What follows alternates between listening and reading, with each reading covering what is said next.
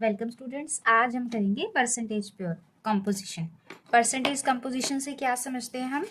Percentage composition का मतलब है कि कोई भी एलिमेंट किसी कंपाउंड में परसेंटेज वाइज उसकी कितनी कंपोजिशन है, कितने पार्ट्स वो किसी कंपाउंड के अंदर प्रेजेंट है। जैसे कार्बन डाइऑक्साइड है तो कार्बन के कितने पार्ट्स परसेंटेज वाइज उस कंपाउंड में प्रेजेंट है। मतलब हम 100 मान ले तो 100 में से कितने परसेंटेज कार्बन की और कितनी परसेंटेज ऑक्सीजन की है, तो उसको कहते हैं परसेंटेज कंपोजिशन। की कंपोजिशन उसकी परसेंटेज वाइज कितनी प्रेजेंट है। The percentage of any element or constituent in a compound is the number of parts, इतने parts by mass of that element present in 100 parts by mass of the compound. कि अगर पूरे compound को हम 100 मान लेते हैं तो उस 100 में से कितने पार्ट्स उस पर्टिकुलर एलिमेंट के होंगे, वो होता है परसेंटेज कंपोजिशन। अब हमने कंपाउंड को क्या मान लिया, हम जितना भी ले हम उसको क्या मान लिया, हमने 100 मान लिया। इसके 100 पार्ट्स हैं तो 100 पार्ट्स में से एक पर्टिकुलर एबीसी से बना है मान लो, तो हमने मान लिया कि ये पूरा कितना है 100। अब 100 में से ए के कितने पार्ट्स हो गए, बी के कितने परसेंटेज होगी और सी की मान लो ये 20% है और ये 10% है, तो ये रिमेनिंग वाला कितना बच गया 70%।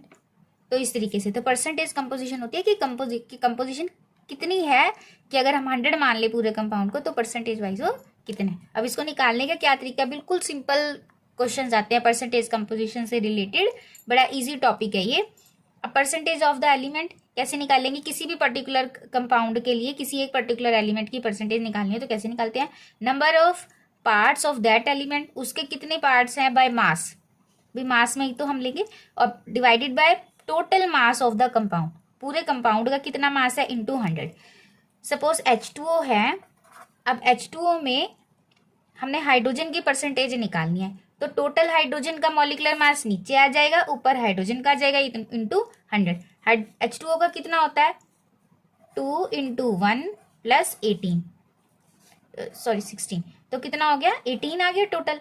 तो परसेंटेज ऑफ हाइड्रोजन कितनी हो जाएगी, हाइड्रोजन है कितने 2 और टोटल कितना है 18 इंटू क्या आ जाएगा 100, ये हाइड्रोजन की परसेंटेज आ जाएगी। और 2 कंपोनेंट सिस्टम है तो 100 में से हाइड्रोजन की माइनस करेंगे, रिमेनिंग क्या बचेगा ऑक्सीजन। ऐसे करके सारे हमने क्वेश्चन निकालने। अब उसमें से एक एग्जांपल देखो हमने लिए, calculate the percentage composition of the various elements present in magnesium sulphate. अब मैग्नीशियम सल्फेट के लिए निकालना है तो सबसे पहले क्या है करना है, हमने molecular mass, total mass of compound, total molar mass of compound कितना आ जाएगा हमारा, मैग्नीशियम कितने हैं 1 है और एक का मास कितना होता है 24 इंटू 1, प्लस सल्फर कितना एक है और एक का मास 32 इंटू 1 करेंगे तो भी 32 ही आएगा, प्लस ऑक्सीजन कितने हैं हमारे 4 और एक का मास कितना है 16, तो 24 प्लस 32 प्लस आपका 64, ये करने के बाद हमारा आ जाएगा 120। अब 120 हमारा आ गया टोटल मॉलिक्यूलर मास। अब परसेंटेज ऑफ मैग्नीशियम का कितना हो जाएगा, number of parts of magnesium divided by molecular mass.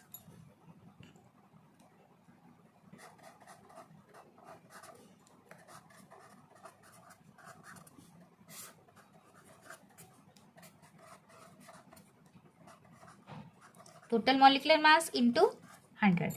अब कितना आ गया वो, मैग्नीशियम कितना है 24, टोटल कितना है 120 इंटू 100। ऐसे ही परसेंटेज ऑफ सल्फर की कितनी हो जाएगी, अब number of parts of sulphur divided by total molar mass into 100। अब ये कितना है 32 है, डिवाइडेड बाय 120 इंटू 100। अब इन दोनों का निकाल के सीधा 100 में से इन दोनों का माइनस कर देंगे तो ऑक्सीजन का हमें सीधा ही मिल जाएगा, उसका हमें निकालने, या ऐसे भी निकाल सकते हैं पर हम 100 में से माइनस करेंगे तो हमारे पास आ जाएगा। अब इसको कर लो सॉल्व, 2 1 2 2 6 0 6 2 ये आ गया आपका 20%, और इसको सॉल्व करेंगे हम काटने के बाद तो हमारा आ जाएगा 26.67। अब 100 में से ये हम माइनस कर देंगे तो percentage of oxygen is equal to 100 minus 20 minus 26.67 और ये हमारे पास आ जाएगा 53.3%। ये आ गई हमारी परसेंटेज कंपोजिशन। ऐसे सबकी निकाल सकते हैं, राइट स्टूडेंट्स। अब इसी तरह इनकी प्रैक्टिस करो। अब ये क्वेश्चन मैंने लिखा एक और, calculate the percentage of water of crystallisation in the sample of blue vitriol. Blue vitriol कहते हैं कॉपर सल्फेट को 5H2O। अब पहले क्या करना है, molar mass, molecular mass of CuSO4 5H2O। अब टोटल का मास, इस पूरे का मास निकाल दो। कॉपर होता है 63, सल्फर 32, तो यहाँ पे लिख लेते हैं 63 और 1 है तो इंटू 1 करेंगे, यही रहेगा। और सल्फर हो गया हमारा 32, इसको 0.5 भी होता है। और oxygen 4 into 16 plus 5 into 2 plus 16 18 ही होता है वाटर का। तो ये हमारे पास आ जाएगा ये 249 प्लस 249.5 आ जाएगा, राइट। अब इसमें से सिर्फ हमें वाटर ऑफ क्रिस्टलाइजेशन पूछे हैं। वाटर ऑफ क्रिस्टलाइजेशन मतलब क्रिस्टल में कितना वाटर इसमें क्रिस्टल में मौजूद है, तो वो कितने होते हैं 5H2। तो इसका निकालना है percentage of water of crystallisation. तो वो कितना हो जाएगा, number of parts of water divided by total molar mass और इनटू में हमारा क्या होता है 100। तो ये हमारा आ जाएगा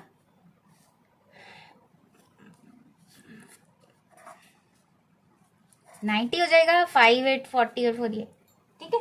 90 डिवाइडेड बाय 249.5 इंटू 100। अब ये कितने आ जाएंगे हमारे पास, ये कैलकुलेट करने पे हमारे पास आ जाता है 36.07%। ये जब आप कैलकुलेट करोगे तो ये आंसर आ जाएगा। ऐसे निकालना है। सिर्फ इसमें वाटर ऑफ क्रिस्टलाइजेशन की परसेंटेज पूछी थी, तो बस इसको ही करना है हमें। क्लियर है, ये दोनों टाइप के मैंने करवा दी। तो ये आपके लिए होमवर्क है, ये आप करोगे और इसका आंसर मुझे कमेंट बॉक्स में मैसेज करोगे। क्लियर है, ये प्रैक्टिस के लिए है। Practice this question. क्वेश्चन है calculate the percentage of carbon hydrogen and oxygen ethanol C2H5OH। और सेकंड क्वेश्चन है calculate the water of crystallisation in the sample of washing soda Na2CO3 10H2O। इसमें 10H2O का water of crystallisation. अब हम करेंगे empirical and molecular formula.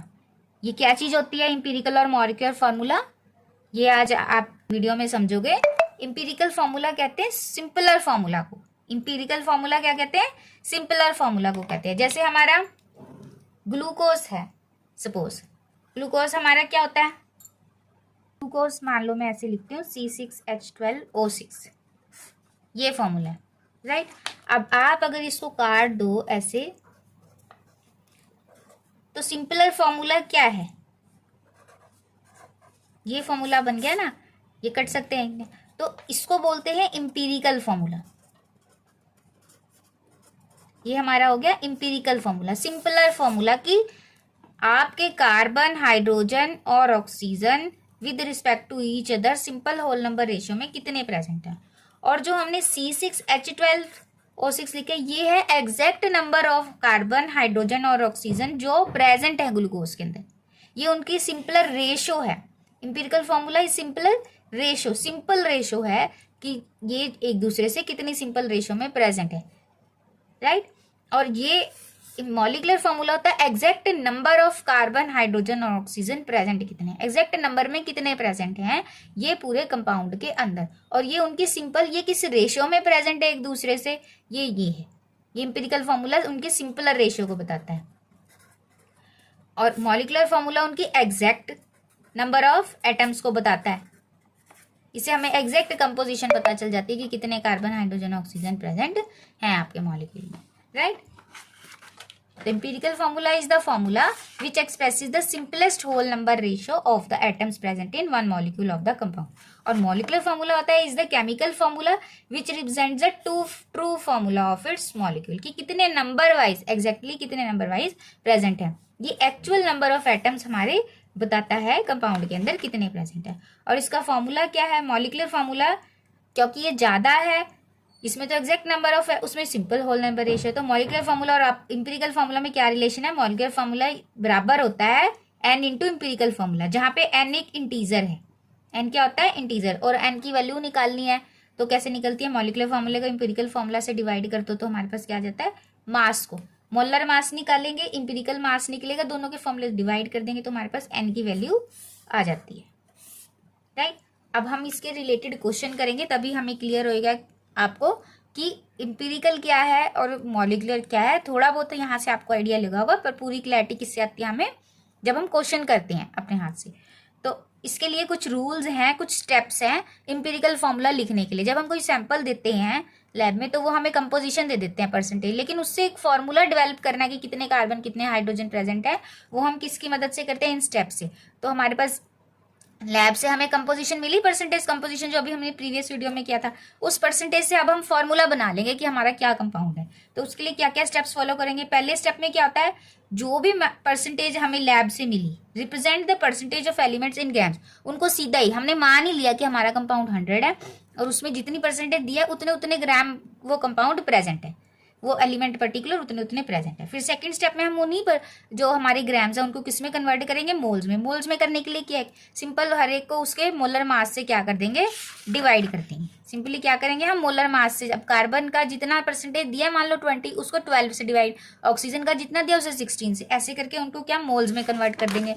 Moles में करने के बाद क्या करना है, हमने उनकी सिंपलेस्ट मोलर रेशियो निकालनी है। अब सिंपलर मोलर रेशियो निकालने के लिए जो एलिमेंट की सबसे कम वैल्यू आई होगी ना नंबर ऑफ मोल्स, उससे सबको डिवाइड कर देंगे, सभी वैल्यूज को उससे डिवाइड कर देंगे तो हमारे पास सिंपलेस्ट मोलर रेशियो आ जाएगी सबकी।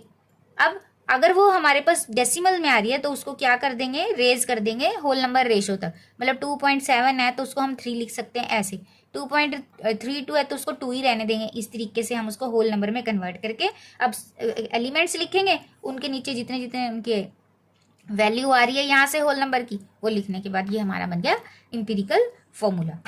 तो जो अभी स्टेप्स किए हैं, जब हम इन्हें क्वेश्चन में करेंगे तब आपको ज़्यादा क्लियर होगा। तो उसके लिए सबसे पहले मैंने एक एग्जांपल लिया है, an inorganic salt with percentage composition. Sodium दिया है 29.11, सल्फर दिया है 40.51 एंड ऑक्सीजन इज 30.38। ये उन्होंने कह दिया कोई इनऑर्गेनिक सॉल्ट है जिसकी परसेंटेज कंपोजिशन ये दी है, लैब से हमें सैंपल का ये रिजल्ट मिला है, राइट, इतने इतने परसेंटेज वाइज ये प्रेजेंट है। अब आपने इसका फॉर्मूला जनरेट करना है कि एक दूसरे कितने कितने उसमें प्रेजेंट होंगे। तो सबसे पहले हम इस तरीके का एक टेबल बनाते हैं। क्या करते हैं हम, इस तरीके का टेबल, जो स्टेप्स ऊपर लिखे हैं ना वो अब हम टेबुलर फॉर्म में लिख के इस क्वेश्चन, ये वाले इंपेरिकल और मॉलिक्यूलर फॉर्मूले के क्वेश्चन हम इस तरीके से सॉल्व करते हैं। तो सबसे पहले कॉलम में आपने क्या लिखना है, एलिमेंट, क्या लिखना है हमने, एलिमेंट। दूसरे में क्या लिखना है हमने, सिंबल, दूसरे में क्या लिखोगे आप, सिंबल। तीसरे में हमने लिखना है परसेंटेज जो हमें दी हुई है ऑफ एलिमेंट, जितनी हमें परसेंटेज दी है उतनी हम यहाँ पे लिख देंगे। फिर उनका एटॉमिक मास लिखेंगे, उस एलिमेंट का एटॉमिक मास लिख देंगे, atomic mass of the element.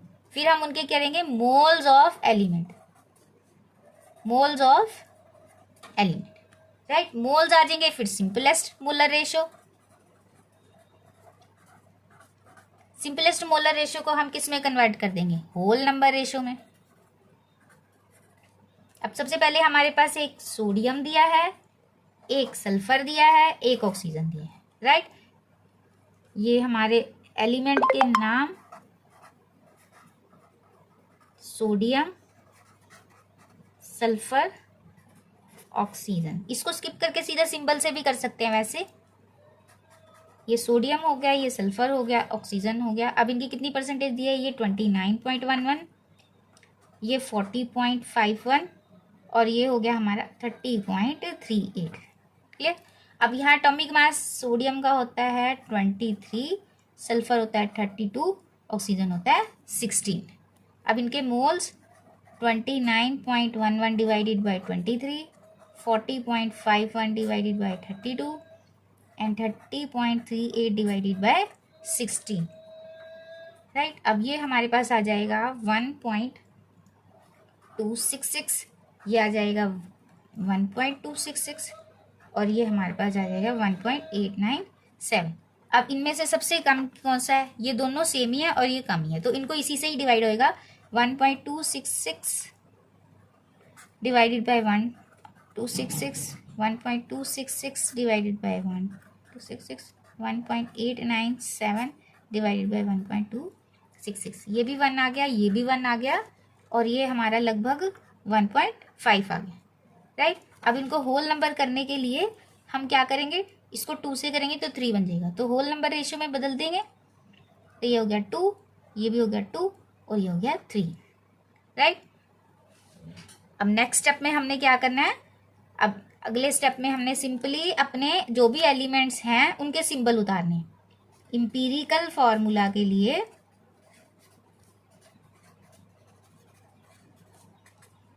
अब आपको